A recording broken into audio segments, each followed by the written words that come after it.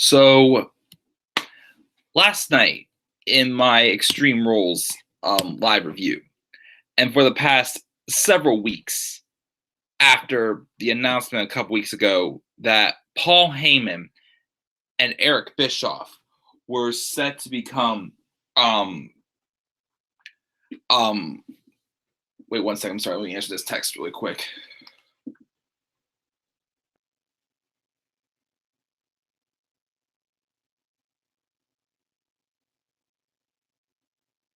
Sorry, had to take care of that really quick. Anyways, plug my phone back in. I'll just smack my knee off the desk. Anyways, but I kept saying for weeks, things will start to get better once they get out of the way of Extreme Rules, because Extreme Rules, the booking, the build for that, the build to that show was absolute shit. I'm sorry. It was. The storylines were terrible. It was just so many rematches, so many repeats, like just nothing new, nothing fresh. So then I said, once Extreme Rules passes, things will start to get better. Did that happen tonight on Raw? I saw some things, but truth be told, Heyman and Bischoff have a lot of work to do, basically, to fix this mess. It's not just, giving us something fresh, but it's building up the people that you're being worked with. And of course, that was definitely shown in that fatal four-way women's elimination match. Oh, God, we're going to talk about that when we get to it. But guys, what is going on? This is the Club of the Man 1993, and I am here live to talk about my live review from the July 15th. I don't know why I put 13th in the description box. I got to change it to the 15th after this.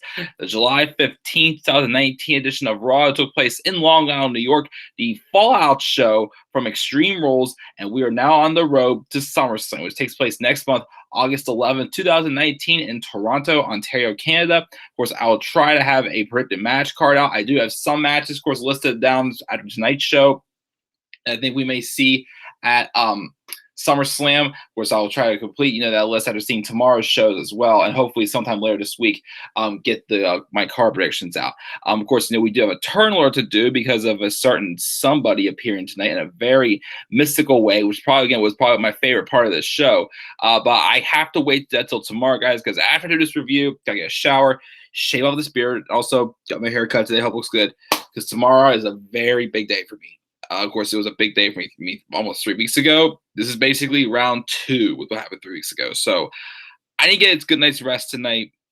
Tomorrow could be my big moment, a moment that I've been waiting for quite a while. But wait and see, of course. But of course, don't get anything up. But anyways, tonight's episode of Raw. Here's what's tonight's episode of Raw. I could tell that they were trying to do some new things. They were trying. Some stuff, drew my attention. Some stuff honestly didn't. Again, it's just showing that just Heyman and Bischoff taking over isn't going to, completely cure everything. There was some decisions made that I'm like, okay, rather have that than this. But yeah, it's got, it wasn't like how it was in 2016 when the brand split took over, and literally the first episode of Raw, it was like a whole new era, and people were just like, like going nuts and happy. No, after that, Raw kind of went down the drain, basically, in 2016, because everything was the same. We kept getting for over the next several months. But first off, again, this wild card rule just has to die. Again, people showing up on both shows most of the time, it just isn't making sense. Or there's stuff that people involved in the wild card rule I feel should be happening on SmackDown, but it's happening on Raw, or it's vice versa and whatnot. And I'm just, again, it makes no sense. And they're not even acknowledging wild cards. And they had probably like 6, 7, maybe 8 people tonight on SmackDown that were on Raw tonight. What happened to only 4 at a time? I'm a genius. I'm a genius. And we're getting how many right now? And my thing is, at this point, if this is supposed to be leading to the end of the brand split, then merge the champions at Clash of Champions in 2016. That's what I'm going to say right now. If the brand split's going to be coming to an end, merge titles at Clash of Champions. Seriously, because what's the point of having 2 titles if all your superstars can go on to different brands and can fight for any championship their hearts desire for? This is bothering me. So I'm sorry, I can't really say tonight was a huge step. There was a couple of things I liked, but shows that they have a lot more garbage to dig through than just the build they have for Extreme Rules. But we'll talk about the show and see what we got. So first, check the live chat, see who's all here. We've got looks like we've got just Tyler and Robbie right now. Tyler said I thought the wild card rule was gone. Nope, it's not gone. They haven't mentioned. We probably forgot about it because they haven't mentioned that this person's a wild card in weeks. Instead, we got kind of the card by saying we had the cross-brand 10-man all-star battle royale, which there was some people in that battle royale that really should not have been in there, in my opinion, honestly. Of course, we'll get to that later on. Yowie Wowie, hashtag, he's here. The Fiend is here for sure. Yes, Robbie. Brock Lesnar sucks. Yet him as champion does absolutely nothing. And honestly, after we got it at the end tonight, it better be just for this 1 month. He drops at SummerSlam and he doesn't touch gold again. All right, as I keep saying for the millionth time, if they want to keep Brock Lesnar around, fine. Just don't put the damn title on him. He has nothing more to offer with that championship. Once again, as I said last night, I knew it, that the Money in the Bank cash was going to mean absolutely, positively nothing. Nothing. And it did nothing for anyone. Let me see here. Becky versus Natty doesn't scream SummerSlam to me. All due respect to both of them. Exactly how I feel. If the wildcard rule was done right and included NXT, picture this. Becky versus Io at SummerSlam. Robbie, you're a damn genius. And that's why we like you. Yes. Becky versus Io for crying out loud. Yes, could have worked well. Or here's something else where the wildcard rule could be used well. Finn Balor joining the club. Now, that would cause some good, thing, because it looked like, there's someone on each brand, like, taking care of business with what the club set out to do or something like that.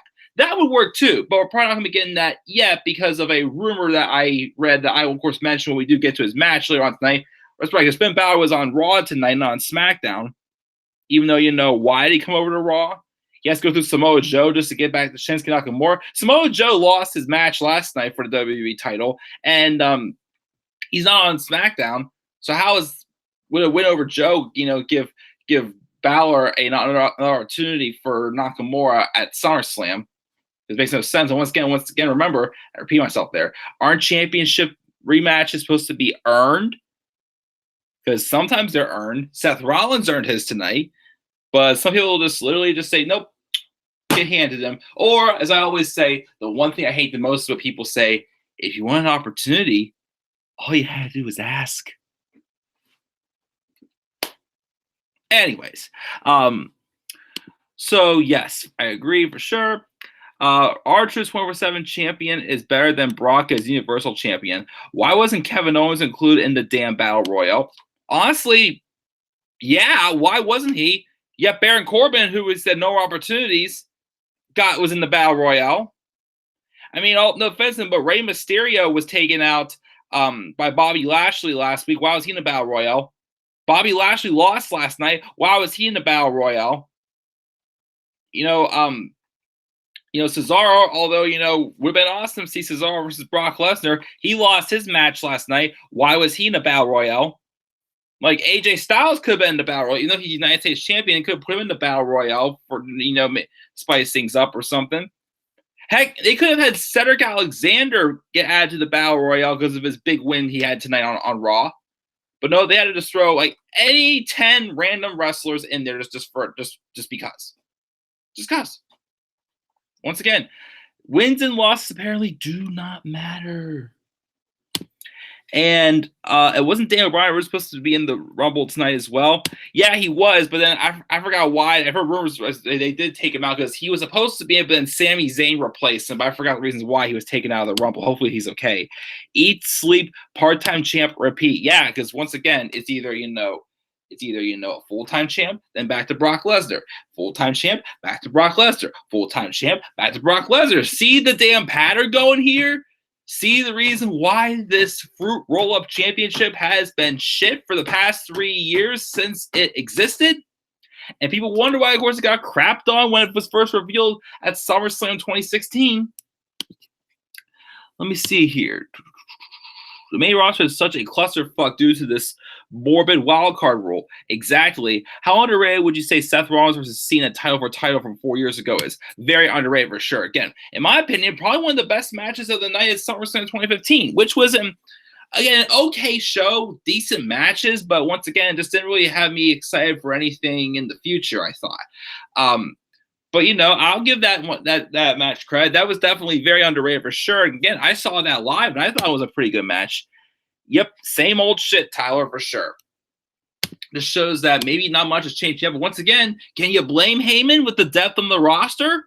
Again, that fatal four-way exposed it right there. How there really is no depth in these divisions on the main roster, and you can't just expect Paul Heyman and Eric Bischoff to fix it all overnight. But they're doing the best they can with it. But let's get into this show. So the show opens up with, of course, Brock Lesnar and Paul Heyman coming out. And Paul introduces us, and he says, it amazes him that you tell people the truth, but they'd rather hear a lie. And they told us so last night. They told us so, last week and so that Brock was going to be cashing in right now, blah, blah, blah. And then he starts talking about the search for a contender at SummerSlam. And, of course, I like this line, how he said, he has all the stroke around here right now, implying that, yeah, I run this show now, bitches. So they're going to have a battle royale tonight to figure the answer to that question out, which also, by the way, there was some more cussing tonight as well. So obviously, again, that aim towards that edgier product and demographic is seem like it's slowly coming in, as well as, of course, Heyman and Bischoff's, creativity slowly, well, hopefully this gets, eases into these shows as well. But he runs down the participants in the Battle Royale tonight, which are Seth Rollins, who for sure should be in there, Randy Orton, all right. I mean, he had to have history. He did have he did beat Triple H at Super Showdown, so I do think at some point he should stay a claim for a title opportunity, if not against Lesnar, against Kofi. Big E, which I actually like that one. Cesaro, and which I really liked how Heyman really did put over Cesaro, saying one of my personal favorites, Cesaro, which, of course, again, SummerSlam 2014 should have been Brock Lesnar and Cesaro. Would have been an amazing match, but nope, they only put them together just so they have a reason to put Heyman on TV to remind us once again that my client, Brock Lesnar, conquered The Undertaker's undefeated streak. And then Cesaro got absolutely nothing out of it. Oh, he swears. Yeah, the guy is a freaking amazing cyborg. You literally saw him and Aleister Black tear the house down, one of the best matches yesterday. And yeah, he's no world champion. Pisses me off still. Again, Braun Strowman, who, yes, for sure, was his last man standing match. Rey Mysterio, again, he just returned and he got taken out by Bobby Lashley last week. Why did he get this opportunity? Baron Corbin, once again, out of opportunities. Why is he getting this? Sami Zayn, I mean, I love Sami, but what has he done in recent weeks besides beat the New Day in a tag match at Stomping Grounds? He's done nothing. Bobby Lashley lost. And Roman Reigns, which, okay, yes, he was part of a winning match last night, but once again, he's a SmackDown superstar. And, of course, that had me hold my breath on. Like, don't tell me you're going to do Brock and Roman. Don't tell me you're going to do Brock and Roman. Like, okay, literally, at this point, Kofi Kingston has had, a lot longer of a title reign than I expected him to have. If him and Roman have a match and Roman beats Kofi, you know what? Whatever. If you want to put the title back on Roman now, whatever.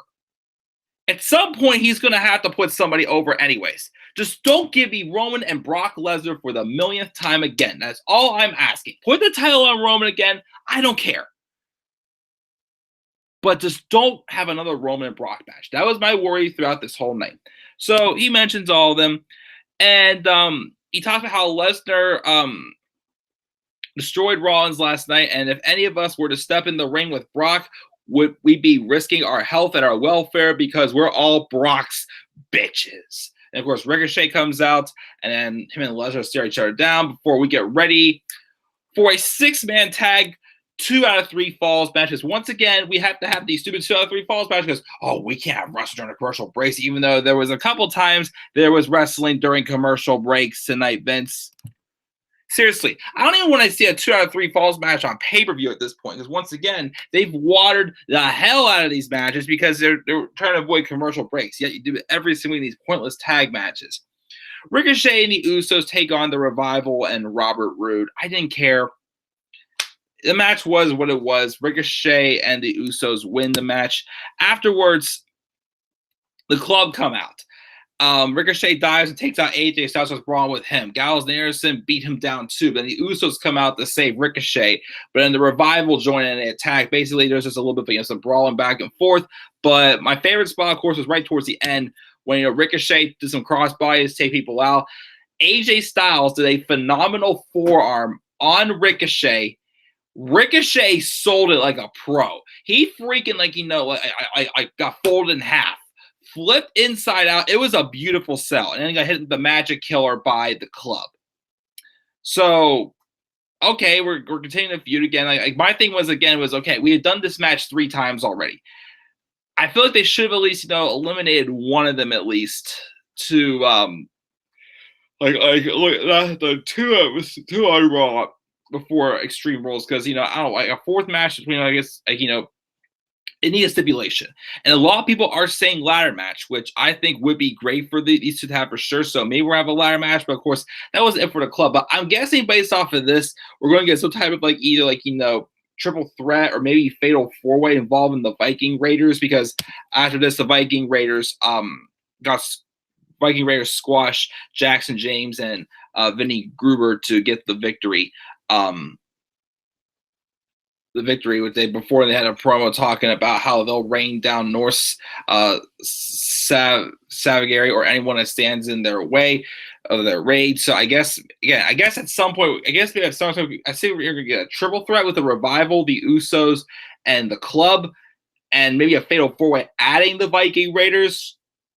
Whatever, I guess that I'd be okay with that, but we'll wait and see because once again, there's no other depth. There's no other really depth in these tag team divisions. I mean, yeah, the Viking Raiders up and coming.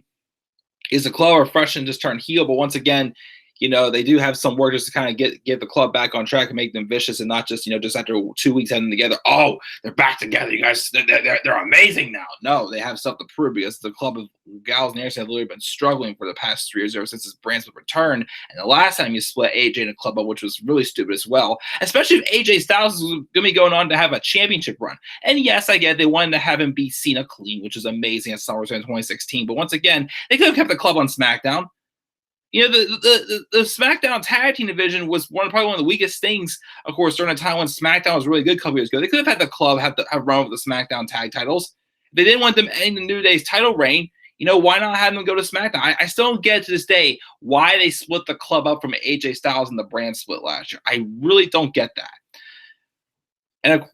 And who knows who do they would have feud with that? Maybe Enzo and Cass, I don't know.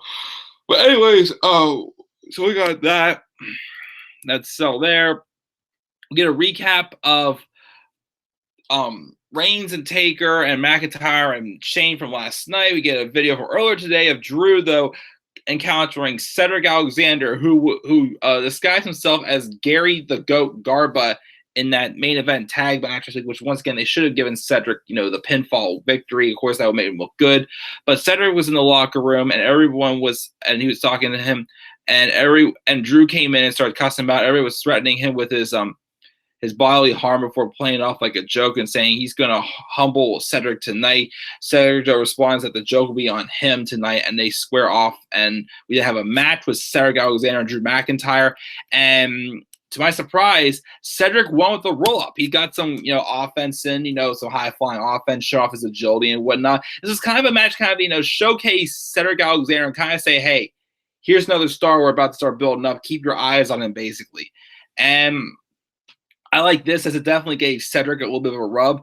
I mean, yes, it sucks to be against a guy like McIntyre, who, now is kind of directionless, basically. I mean, I've heard rumors of a match with him and Undertaker at SummerSlam, but, he just lost to Cedric Alexander. Do you really think they're going to put him in a match against the Undertaker at this point? I don't know.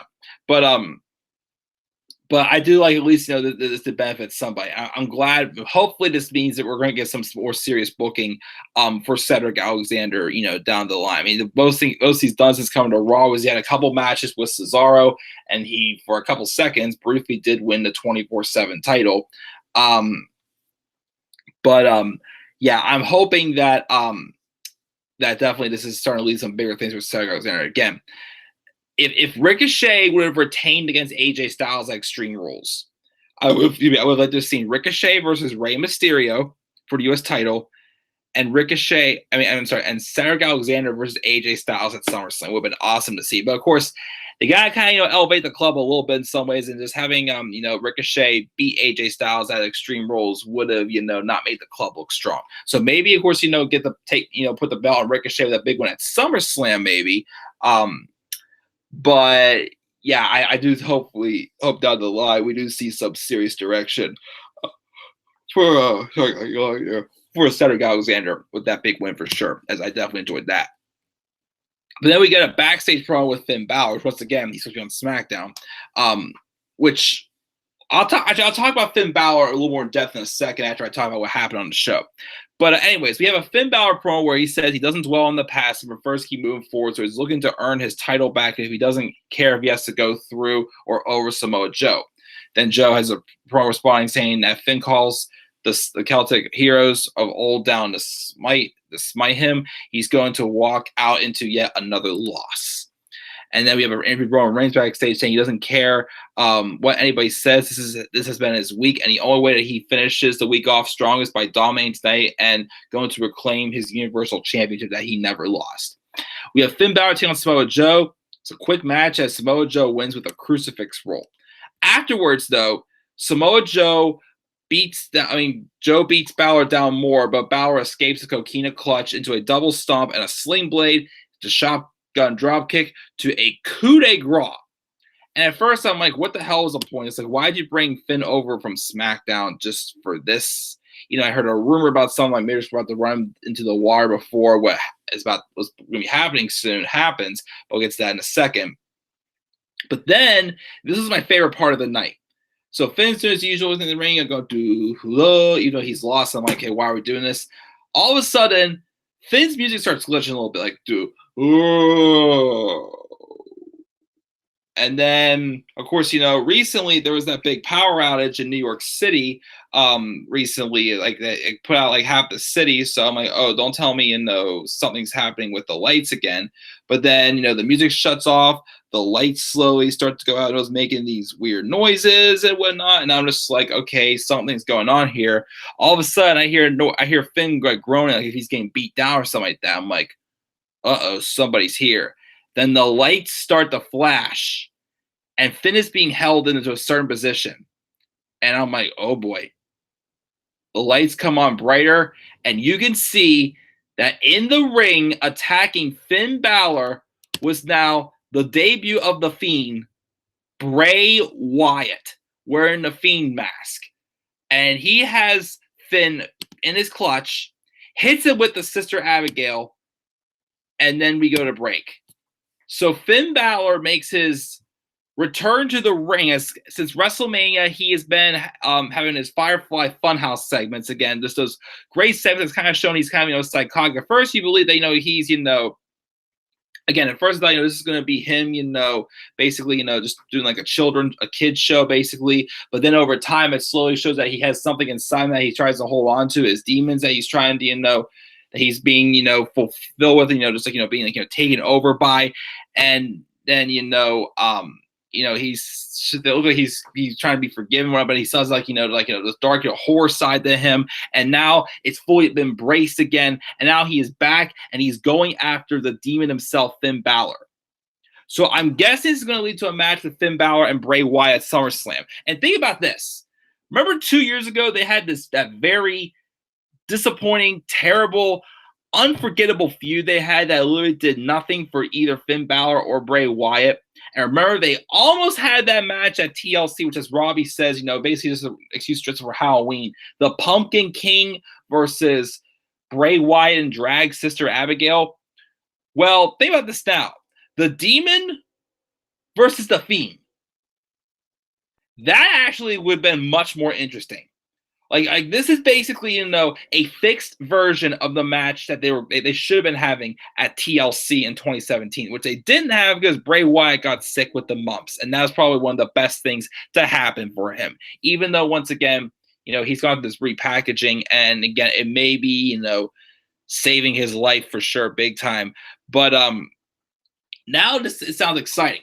Like I'm very interested in seeing what this is going to do. Now, getting to Finn Balor for a second.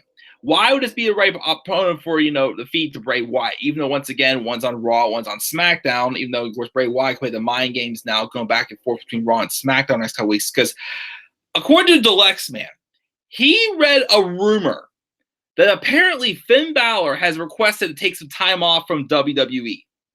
And he's been granted 2 months starting after SummerSlam to take some time off, which may be necessary for Finn. I mean, it's been a very disappointing for him so far on SmackDown. I mean, he had a couple matches on SmackDown with the IC title when he first came over, but then they did absolutely nothing with him after that. I mean, he had a match at Super Show with Andrade, which is apparently a really great IC title match that I've never gotten to see yet. Maybe I will go check it out. Of course, he's recently had a mini feud with Nakamura, which he's dropped the IC title to Nakamura. Once again, they did nothing with Nakamura with the mid-card title last year. What do you expect to do with him now with the Intercontinental title now this year? I don't know. I don't really think they're going to do much with him at all, unless they have a feud like him and Aleister Black or something like that on SmackDown, which, with booked right, that could be an amazing match. But obviously, maybe this would be the right time for Finn to take some time off. 2 months, and like I said, maybe turn him heel and bring him back and be a fourth member of the club. We really have AJ be on Raw taking care of business over there, taking over that show. Finn Balor, part of the club. Maybe if Kofi's still champion, if they didn't merge the titles yet, have Kofi and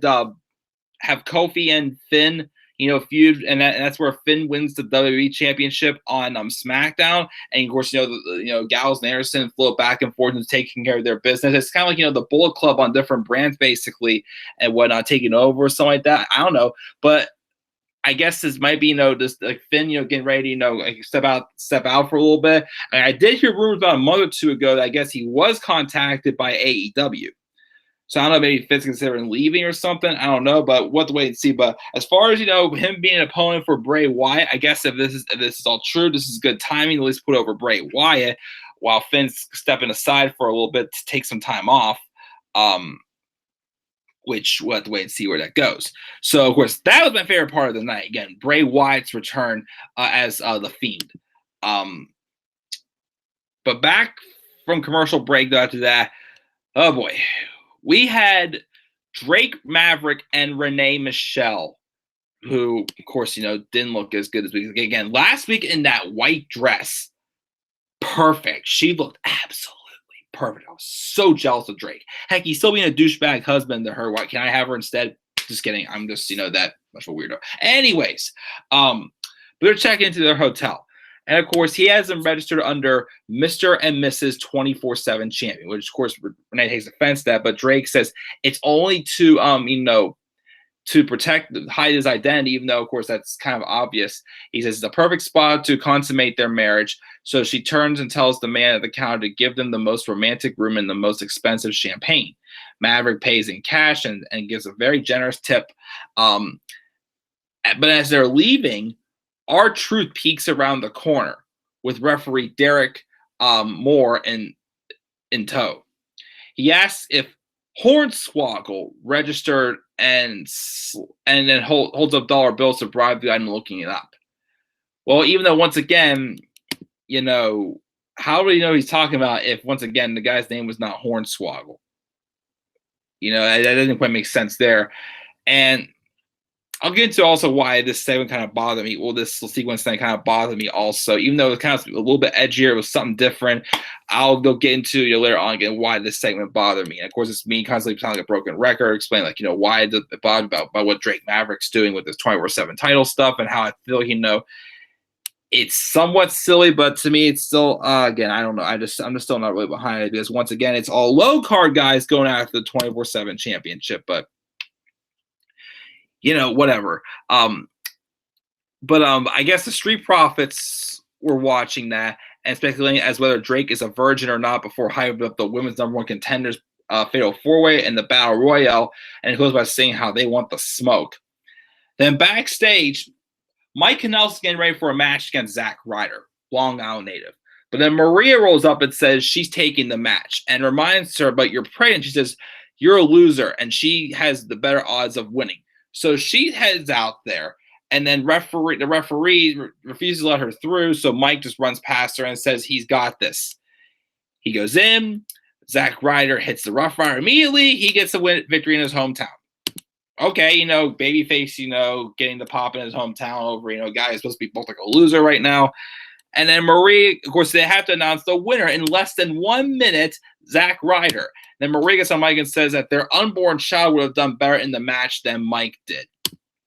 So, I mean, this material interests me a little bit with what they're doing with Mike and Marie. I mean, at least, this is probably the most relevant they felt since coming back 2 years ago. I mean, I guess they have to do something with them now if they just book them, if they just sign them to 5-year deals, even though that once again, they can just screw them again anytime like they did last time. But, at least they're kind of like showing that, this is more for Maria's entertainment and not Mike. Mike's just there just to, kind of like, help put over Maria, basically. As again, this whole idea that Maria, is the tough mother who wears the pants in this family is basically what this has been needed to be this whole time. But I'm not sure exactly where this is going. I guess this is going to probably lead to, something where, like, someone else probably was the one who, who is the father of this baby. But, we'll see where it goes. Yeah, it interests me a little bit, but I'm not going to get my hopes up. But it's different. We got that. Then we got the Lucha House Party taking on the Club. I don't know why we had to have this match, as the Club kind of already did their deal earlier on. But during the match, Ricochet interfered and was beaten down on the Club, and the referees pulled him away. And then after the break, eventually the Club win with a calf crusher that AJ Styles has Kalisto tap out to. And yeah, that happened there. So, okay, yes, give the Club a win, but we already saw the Club do their thing tonight, and they kind of, got the upper hand. So why we have to do this again? Filler, basically. But let's check the live chat. I haven't checked it in a while. Let's see what we got here.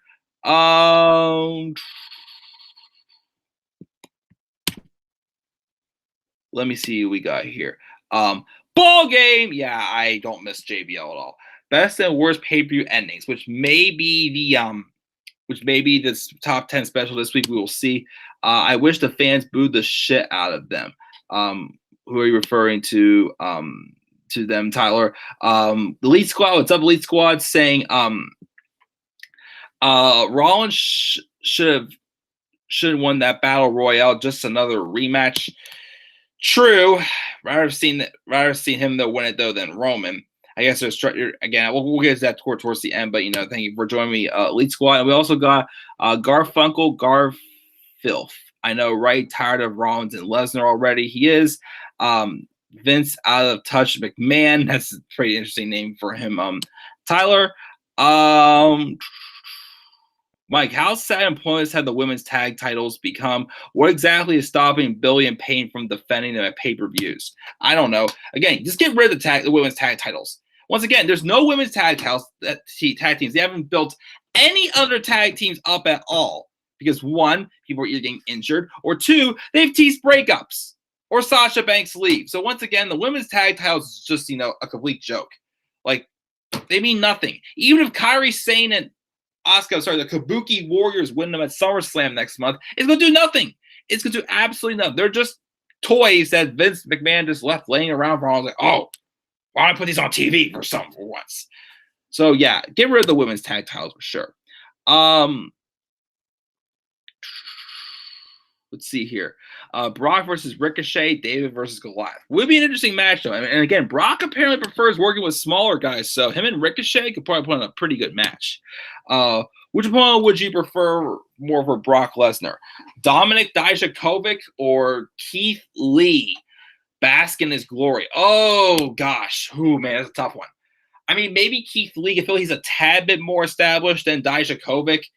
I would take either one of them, but I'll say Keith Lee first over Dijakovic. Stupid roll-ups, bring back GMs. I agree. Bray the Joker Wyatt, Baron Lex Luthor Corbin. Oh man, Roman should get the WWE champion at SummerSlam. I don't know if they'll do that against Kofi again. Want to put the world title back on Roman? Fine, but again, just don't do Roman versus Brock again. That was my reason on it. We didn't get it, of course, but of course we'll get that at the end. Seth, Batman Rollins. I thought Rey Mysterio Jr. would have been a better choice for the Fiend's opponent at SummerSlam instead of Finn. Which okay, a Rey Mysterio and Finn Balor feud would have been interesting. Oh, of course. Well, then again, mask on mask. Maybe it could have been something involved in that. Who knows? Tyler versus JBL. He met Brock and Paul. Which fans would boo the shit out of them. Yeah, definitely, because no one wants Brock as champion. As much as I love the talent, Paige and the Kabuki Wars is pretty points pairing. For sure, yes. And yes, I miss Paige as SmackDown GM also. Why did she have to get punched? Again, wasn't the whole reason for the McMahon, doing that segment on Raw was because Baron Corbin did such a bad job of running that show. Paige was doing an excellent job running SmackDown at that time. And he just pulled her away just because. Again, I wish that segment never existed because it's poisoned my mind ever since. That and the wild card rule and introducing of the wild card rule. Oh, that May 6th episode of Raw. Oh gosh, man, it's such bad shit that just absolutely just poisons my mind with this business. Ask for Brock as champion.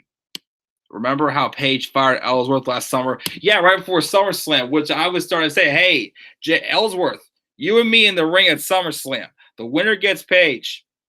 Yeah, right. It's not happening for sure. But yeah, I remember that. I forgot. I remember that completely, Robbie. Thanks for reminding me. But continue on with this. First, we get a interview backstage. With Rollins saying he's physically and emotionally spent from last night, but what hurts most is that he doesn't have his title. He tells the world that Becky Lynch is one of the toughest people in the world and she's going to be okay, but he doesn't know if she's going to be here tonight. He vows to fight anyone and beat anyone until he can fight Brock Lesnar and beat Brock Lesnar. So he says that. Oh boy. So of course, Becky Lynch came out for the next match, selling how she's beat up from last night after taking her end of days from Baron Corbin. Oh, gosh. We have this number one contenders elimination match for the Raw Women's Championship. The good news is no more Lacey Evans, for now at least. She's had her opportunities. We're moving on from that. Lacey Evans was not on Raw. But the bad news is this is revealed that there's absolutely no one else to put on to give for Becky Lynch to work with on Raw right now that would put on a SummerSlam caliber match. This was Natalya taking on Naomi, taking on Alexa Bliss, and SmackDown Live's Carmella. Any of those four names interest any of you for a feud with Becky Lynch at SummerSlam? For a B pay-per-view, maybe Natalya and maybe Naomi. Carmella's not on Raw. And Alexa Bliss has had how many goddamn opportunities? I'm sorry, but people, of course, I've been admitting that, Alexa Bliss, is great on a microphone. She's a little bit overrated, but I wouldn't say she's someone that has white heat. But based off how, this feud with Bayley and how, again, I realize everything is just the same shit all the time with these pairings she's doing. Again, this stuff with her and Nikki would work if, again, they would have turned Alexa face also. But instead, they're probably slowly making Nikki Cross full-on heel now and just making her sound delusional and just ruining Nikki Cross. And again, the same old shit. Why would anybody want to be friends with Alexa Bliss if she does the same thing to her every time when she doesn't get her way? So I was worried they were going to give the opportunity to Alexa Bliss, which honestly, I completely forgot this match was elimination because when Alexa pinned Carmella, I'm like, I called it, I was like, wait, oh, sorry, this is elimination. But honest to God, I wish that was the end of this match. This match was terrible. It was long. It dragged on forever, especially after Carmella got eliminated when it came to the 3 Raw superstars. This match, again, just absolutely dragged. The crowd was shitting on it. This is boring. This is awful. Please end this, or whatever they're chanting. Like, it was terrible. And the thing that got me most, the thing I didn't understand the most, the final 3 again, Carmella's first eliminated, it came down to Naomi, Natalya, and Alexa Bliss. Alexa Bliss was pulling her typical tactics and just stepping out and letting the 2 other people fight it out. Naomi has a history with Alexa Bliss. Natalya maybe somewhat as well, but not as much. And they've built up the times that they've been on the shows. Once again, think about it. Ever since Lacey Evans was getting a big spotlight for how many months? Naomi, Natalya, barely ever on Raw. So you're bringing it back all of a sudden them now as contenders. And the last time we saw them, they're teasing them as buddies. Why were they literally, stopping Alexa Bliss from pulling her tactics if they know her that well by now? Like, I thought that made Naomi and Natalya look stupid. It's like, why are you two beating each other up when you should be taking out the third member, someone who plays the mind games? Because, how do you not know if you try taking out one takes out the other, Alexa sneaks up, does her DDT out of nowhere, as I call it, because it's literally the only move she literally does this, or actually, like Carmella going to do the super kick when she was champion. The only move I ever see Alexa Bliss do anymore is a DDT out of nowhere, basically, as I call it. That's how she wins her matches. And it's pointless. I'm sorry. I'm slowly moving towards the thumbs down Alexa Bliss bandwagon or something like that. Because once again, it's the same shit. She needs a face turn very badly. I'm sorry. Alexa needs a face turn. Something fresh. And then, of course, some point in the match, Nikki Cross grabs a microphone, whining, "Why aren't you cheering for Alexa Bliss? Blah, blah, blah." The way she started cheering for Alexa honestly reminded me of Leo Rush cheering for Bobby Lashley. His whole Lashley. I get they're trying to get heat on Bobby Lashley because there was a point where it was meant to turn Bobby Lashley heel. But again, this continues to make Nikki Cross look like an idiot, and it's making me less and less of a fan of Alexa Bliss. And I was scared they were going to give this opportunity to Alexa Bliss. It's like, her health is not reliable at all. Why are you still giving her how many opportunities when she may not even be reliable as well? She's either sick, she's getting concussions. I'm sorry. Alexa Bliss is not reliable in the main event scene right now for the women's division. But thank goodness Natalya gets her to tap out. Somehow we didn't see a turn from either Alexa or Nikki on each other. But afterwards, Natalya was interviewed. Says first off, Alexa sucks, which is true. And it's amazing what a difference a year makes. She's excited to face her friend Becky Lynch in her home country of Canada. But Becky gets on a microphone and limps away. And first I'm thinking, she's going to bring up their past history. They're really, Natty turned on her 3 years ago, so they're really not friends anymore.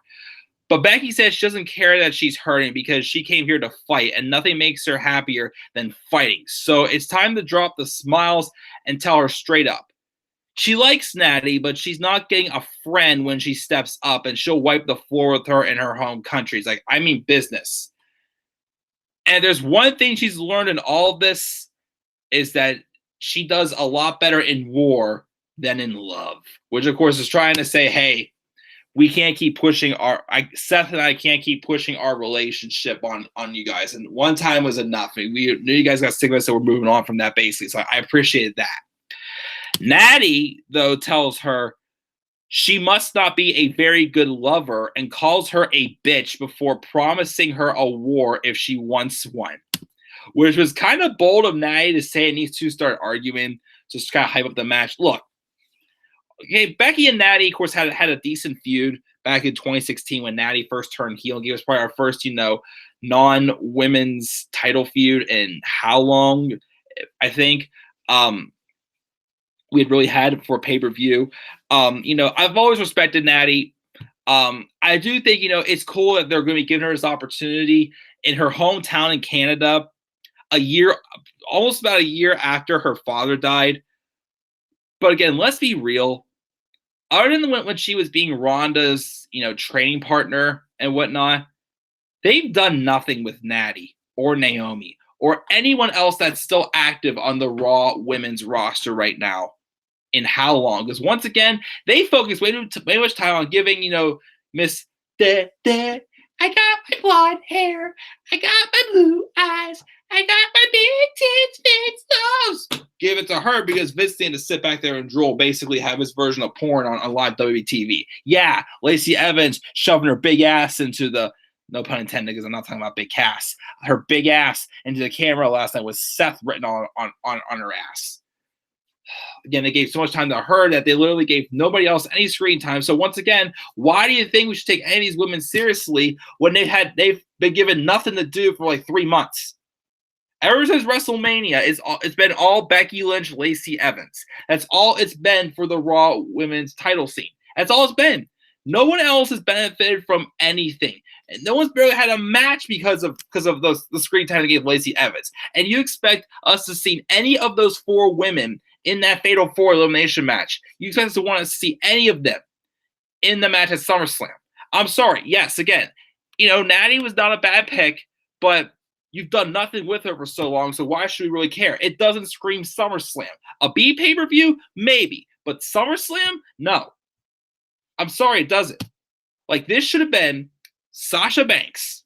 But I guess Sasha's not coming back. Or she's going to SmackDown and coming back to feud with Bayley. But they're probably going to have Bayley and Charlotte. Sasha Banks would have been a great choice. Ruby Riott would have been great. But, of course, she's out with an injury right now. Not Nia Jax. Definitely not Nia Jax. Even though, of course, her and Becky do have a history. But not at SummerSlam. Maybe not be pay-per-view. I can forgive. But, of course, a couple weeks ago, because remember when I said last night at my Extreme Rules review that I literally erased all my predictions I had heard some rumors.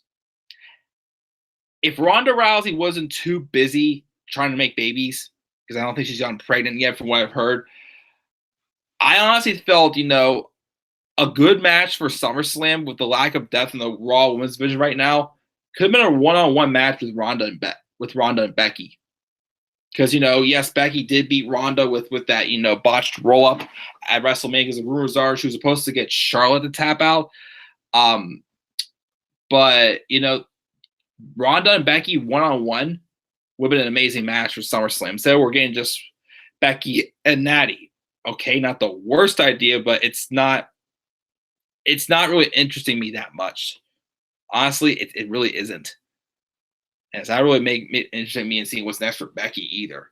I think they just hand us the microphone at Becky talk is going to make us go, oh, no. It's not. So I'm sorry. I mean, yes, it's something different. Yes, it's a blonde, but of course it's a blonde that doesn't get as many opportunities. It's in her home state, almost to a year since her father died, but when you've done nothing with her for 3 months and bring her back, and we're supposed to make her, we're supposed to feel like she's something big, it not really, turning any tide for me, honestly. But we had that. So we had that segment. Then we had Randy Orton kind of promo from a dark room about he's going to win the Battle Royal and attend to some unfinished business he has with Brock. Of course, going back to how their match at SummerSlam 2016 ended with the TKO. Then we get this Miz TV segment. First off, this should take place on SmackDown. This should take place because this segment was about Dolph Ziggler. I mean, okay, if they want to have Miz go to SmackDown and do a Miz TV segment, fine. Because again, he's on Raw, even though I'm starting to feel he should have just stayed on SmackDown. I feel like he would have been much better on SmackDown. Heck, at this point, trade Miz to SmackDown for Roman Reigns. Because Roman Reigns has spent much more time on Raw than SmackDown ever since this wild card rule came about. And if Roman's unfinished business is over on Raw, go back to SmackDown and just stay on the brand you actually belong on, because it pisses me off that he's been on Raw more than SmackDown ever since this wild card rule happened. But anyways, this should have been on SmackDown. But anyways, this is one of those segments that I'm like, okay, I kind of see something here, but all of a sudden I was like, boom, all interest gone. So Dolph comes out. He says he wanted to come here and see if the rumors about Miz are true. And Miz is like, what are you talking about him? About.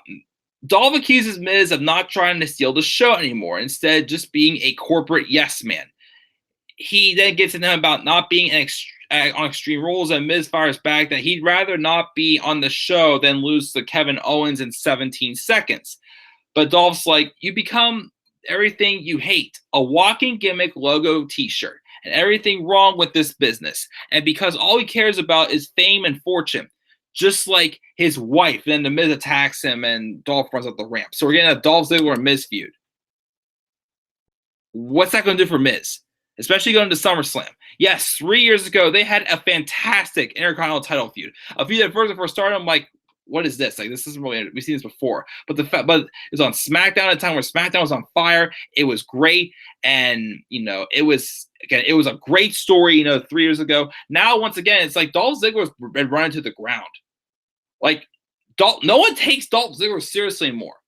And as for Miz, the poor guy, think about this. Last fall, Miz was on the verge. Again, if they didn't turn Daniel Bryan heel, which again, yes, Daniel Bryan, in my opinion, I felt has pulled off a great heel run. He's great as a babyface, and he's great at being an asshole as well. But if it wasn't for Daniel Bryan turning heel, I think Miz should have been the one to dethrone AJ Styles of his WWE Championship, and for Bryan to win the Royal Rumble and extend the feud with Bryan and Miz longer, and have Bryan dethrone Miz at WrestleMania 35. That's the way he should have won back his champion, because that was a moment we wanted to see happen. Not that happened for Bryan to turn heel. But again, Bryan's made it work, so yeah, I could forget, but still, okay, Miz got robbed there. This feud with Shane McMahon, which once again, it was completely opposite of what I thought it was going to be. I thought it was going to be the Miz turning on Shane, but instead it was Shane turning on the Miz, and they made it work. They got me to care about the Miz. But now that, Kevin Owens is kind of slid into this picture with him feuding with Shane, has kind of left the Miz on the back burner again. So the best thing we're going to do is have him have a pointless feud with Dolph Ziggler, who right now means absolutely nothing. At this point, he needs to just retire and leave or go to AEW or just focus on his comedy career. Because again, Ziggler has nothing left to offer in WWE. I thought at first, maybe this was going to be a segment with Ziggler. I was interested in it first. I'm like, maybe this is Ziggler actually, taking an interest, why the Miz is happy with how he is. And he's like, we've been friends for a long time. I look up to you. Why? How do you cope with this, basically? I thought it was going to be that. Instead, it was just to set up a match, which honestly, if they have it, just have it on Raw or SmackDown. Just have it on one of there. This should not be a pay-per-view match. I'm sorry. There's right now, especially with Ziggler going nowhere, and Miz unfortunately being, just basically stuck to nothing now, basically, which I feel bad. Because again, I thought he had made his face run work great, and again, that's exactly Kevin Owens probably being the one to write off Shane McMahon and not Miz. It's just unfortunate that happened. He's been robbed a couple times, so that happened there. I didn't care, and then we didn't go back to Drake Maverick's hotel room, where he scattered roses and petals all over their bed. And then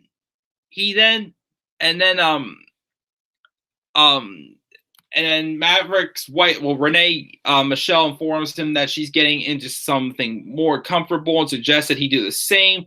So Maverick takes off his robe and he's wearing the 24/7 title belt around his waist, literally covering up his crotch, even though it looked like he was wearing a diaper underneath it. And he just says, "Daddy's ready for love." And then she comes out, of course, once again questions, "Why are you wearing the title?" But then he's like, "It's no worries, just get in bed. Come on, we're going to consummate our marriage." And then room service knocks. And of course comes in as the referee, Derek Moore, dressed up as if he's in room service. And then Renee's like, "I got a big surprise." And she gets in the bed and Drake tells Moore, like, "You've done your business, you can leave now." But then he, of course, doesn't realize, it's Derek Moore because he's wearing a room service robe. So Moore takes off his room service outfit and reveals it's a referee shirt. And then, of course, Maverick starts freaking out, searching for R-Truth, who then crawls underneath the room service cart Does a schoolboy roll up was not enough to pin Maverick, and then Drake throws the roses at Truth, and Truth hits the crossbody on the bed and pins Drake Maverick for the win. And then, of course, Maverick ditched his wife yet again, leaving her in bed, and chases R-Truth to get his 24/7 title back. Now, again, here's the thing. Yes, I've been saying how long that it's been bothering me that they're literally having Drake Maverick as a heel on Raw, SmackDown, anywhere else for 205 Live. But on 205 Live, he's that face GM still. But this bothered me more because out of it, whoever watched 205 Live last week, remember that segment he had backstage with Mike Kanellis saying how he feels for him and he's sorry that he hasn't really done his best job being the manager of 205 Live, how the 24/7 title has distracted him from being an effective general manager there, and from even getting the problems between him and his wife. He admitted that there's a problem going on, yet a week later, he's still doing the same old shit. And that's the biggest reason why I can't stand this, because it's literally no continuity with Drake Maverick's character. Why? Again, if you want to do this, just make him a heel GM on 205 Live.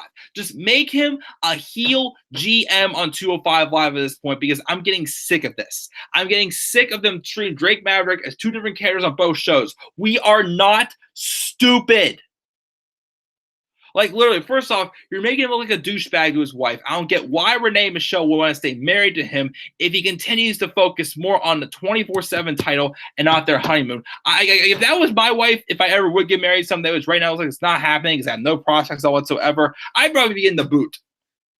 Again, like, he literally just ate his own words. He said, I've been too focused on the 24/7 title. It's affecting my duties as 205 Live general manager and issues with my wife as well. He said that last week, and now look what happens.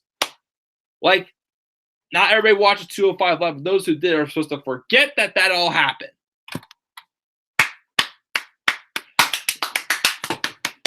Yeah, that's right. And I clapped so hard my Daniel Bryan figurine fell off my desk. Yeah, way to go, WWE. Once again, neglecting continuity. So what other low card, Buffoon is supposed to, win this title next? Again, it's just, I don't know. Some people think it's funny. I can see it being funny, but once again, it's just, it's just not, I'm still not the biggest fan of 24/7 title stuff. Anyways, we then get to our main event, which Brock Lesnar came out and sat on a chair on the stage. It's that number one contenders battle, a 10-man cross-brand all-star battle, whatever the heck it's called. Actually was a decent battle royale. Started off with, of course, Cesaro had his moment at the beginning of it. He was the first to be eliminated by a military press by Bobby Lashley, and Strowman eliminates Lashley over the ropes as well. And then one of my favorite parts of this battle royale actually was when Braun Strowman and Big E square up. And then Big E kind of starts, calling him out. Basically, he was calling out Braun Strowman, kind of like he lighted a little bit of fire. People were getting behind it. As I've been saying, a Big E singles run is still definitely something I'm interested in. I don't know if they'll ever go with it or not, but so Big E, they start brawling. Big E shrugs him up, blasts him with the shoulder. He scoops him up, though, but then Strowman slips out, passes into the corner, but then Big E gets him up again, and Big E hits a big ending on Braun Strowman, which was a pretty nice spot to kind of put over Big E and give him a little bit of a rub, but Orton RKO'd him, and then Sami Zayn eliminated him. And Sami got a little too excited before. He turned around and hit an RKO, and then Rey Mysterio dropped him with a 619, and then Orton then eliminates Sami Zayn. And then Reigns hit an RKO, but then Mysterio tried to get into 619 as well. He got into it with Orton, though. But then Orton's Superman punch. But then it's got a little confusing there as Roman was Superman punched Orton. A seated senton from Rey, though. Rey took out Roman. But then Baron Corbin eliminated Rey Mysterio. And then Corbin turns around, and he is surrounded by Braun Strowman, Seth Rollins, and Roman Reigns. All three guys who have had history with him. They basically just beat the shit out of Corbin, and Corbin gets eliminated. So bye-bye. And then it comes down to Strowman, Rollins, and Roman. Strowman blasts Seth into the corner. Then Roman goes for a Superman punch, but then a stinger splash. Though Strowman hits on both Shield boys. Reigns though charges to hit the spear on Strowman and steps aside, and then Seth gets hit with the spear. Braun though gets Roman up on his shoulders, going to drop on the apron to take him out, but then Roman starts pulling him over the ropes, looking like a front chancery. But then Seth came behind, and I guess he did like a drop kick on Strowman, who was in midair, thanks to the power of Roman. But off the impact, both Roman and Strowman get eliminated. So there, I'm like, okay, it's not going to be Roman Reigns and Brock Lesnar. Thank God. I was worried it was going to happen. So I'm like, okay, thank you, Lord Jesus, for not putting me through this pain again. Anyway, so then we think Seth won. But then Orton was still in the match. So we had a nice little back and forth with Seth and Orton. Orton hits his DDT on Rollins, and then the Viper starts drawing at Lesnar. They have unfinished business, he claims. He goes for the RKO, but then Seth the super kicks him into the gut, hits the curb stomp, drags him over, and eliminates him. And Seth Rollins is the #1 contender again for the Universal Championship. Afterwards, Hayden gets on the microphone and announces that they weren't enthusiastic about Seth's victory enough, and he does it himself. And he talks about how Rollins is going to be victimized and conquered. But then Seth says, shut up, Paul.